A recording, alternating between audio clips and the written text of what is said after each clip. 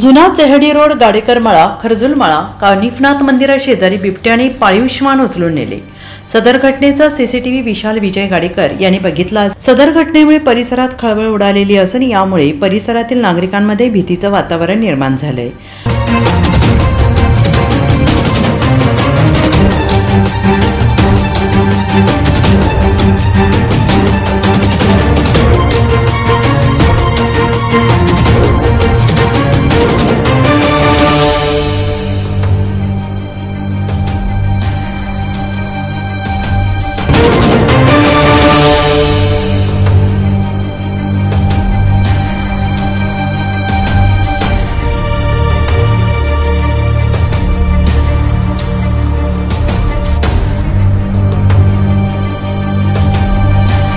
One विभागाने सदर ठिकाणी तात्काळ पिंजऱ्याची व्यवस्था केली आहे आणि सदर घटनेने परिसरातील नागरिकांमध्ये घबराट पसरलेली आहे। NCN न्यूजसाठी जितेंद्र नरवाडे, नाशिक रोड।